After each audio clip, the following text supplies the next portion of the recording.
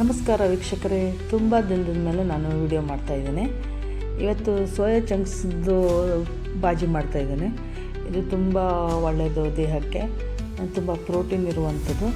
ಇದು ಸಸ್ಯಾಹಾರಿಗಳಿಗಂತೂ ತುಂಬ ಒಳ್ಳೆಯದು. ಅವರು ಮೀನು ಮಾಂಸನೂ ತಿನ್ನಲ್ವಲ್ಲ, ಅವರಿಗಿದು ಉತ್ತಮವಾದಂಥ ಆಹಾರ. ಮೊದಲಿಗೆ ನೀರು ಬಿಸಿ ಮಾಡಿಕೊಂಡಿದ್ದೇನೆ. ಕುದಿತಾ ಇರೋ ನೀರಿನಲ್ಲಿ ಇದನ್ನು ಹಾಕಿಬಿಡೋಣ. ಸ್ವಲ್ಪ ಉಪ್ಪು ಹಾಕಿ ಬೇಯಿಸಬೇಕು. ಒಂದು 7ರಿಂದ 8 ನಿಮಿಷ ಬೇಯಿಸಿದರೆ ಇಷ್ಟು ಚೆಂದಾಗಿ ಬೇಯುತ್ತದೆ.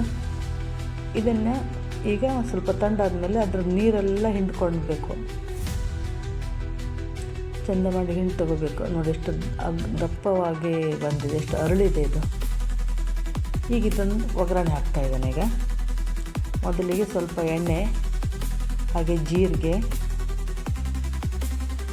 ಸ್ವಲ್ಪ ಶುಂಠಿ ಬೆಳ್ಳುಳ್ಳಿ, ಹಾಗೆ ಈರುಳ್ಳಿ ಹಾಕೊಂಡು ಫ್ರೈ ಮಾಡ್ಕೊಳ್ಬೇಕು. ಹಾಗೆ ಸ್ವಲ್ಪ ಹಸಿಮೆಣಸಿನ್ಕಾಯಿ ಹಾಕ್ತಾಯಿದ್ದೇನೆ. 1-2 ಹಾಕ್ಕೊಂಡಿದ್ದೇನೆ. ಮತ್ತು 1-2 ಟೊಮೆಟೊ, 1-2 ಈರುಳ್ಳಿ, 1-2 ಟೊಮೆಟೊ, ಹಾಗೆ ಸ್ವಲ್ಪ ಉಪ್ಪು ಹಾಕಿ ಬೇಯಿಸ್ಕೊಳ್ತಾ ಇದ್ದೇನೆ. ಹಾಗೆ ಜೀರಿಗೆ ಪೌಡ್ರು, ಧನಿಯಾ ಪೌಡ್ರು, ಅರಿಶಿಣ ಪೌಡ್ರು ಮತ್ತು ಗರಂ ಮಸಾಲ, ಸ್ವಲ್ಪ ಅಚ್ಚ ಖಾರದ ಪುಡಿ, ಇಷ್ಟನ್ನು ಹಾಕಿ ಚೆನ್ನಾಗಿ ಬೇಯಿಸ್ಕೊಳ್ಳಿ. ಹಾಗೆ ಸ್ವಲ್ಪ ನೀರು ಹಾಕಿ ಬೇಯಿಸ್ಕೊಳ್ಬೇಕು. ಹಾಗೆ ಸೋಯಾ ಚಂಕ್ಸ್ ಹಾಕಿ ಕುದಿಸ್ಬಿಟ್ಟು ಆಯಿತು, ಪಲ್ಯ ರೆಡಿ. ಇದು ಚಪಾತಿಗೆ ಚೆನ್ನಾಗಿರ್ತದೆ.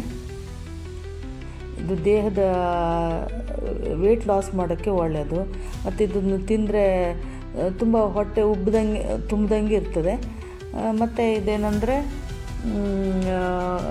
ಶುಗರ್ ಪೇಷಂಟಿಗೆ ಮತ್ತು ಹಾರ್ಟ್ ಪೇಷಂಟಿಗೆ ತುಂಬ ಒಳ್ಳೆಯದು.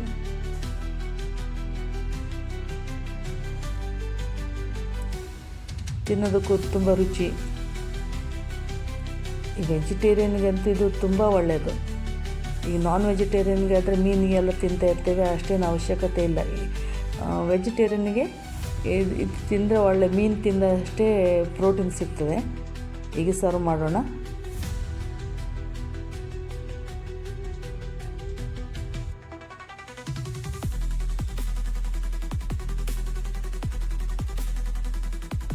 ಚಪಾತಿ ಜೊತೆಗೆ ತಿಂದರೆ ತುಂಬ ರುಚಿ. ಇದು ಮೊಸರನ್ನಕ್ಕೂ ಚೆನ್ನಾಗಿರ್ತದೆ.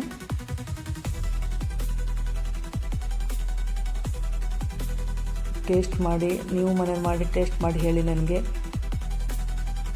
ಮತ್ತು ಮುಂದಿನ ಸಂಚಿಕೆಯೊಂದಿಗೆ ಭೇಟಿಯಾಗೋಣ. ಬಾಯ್.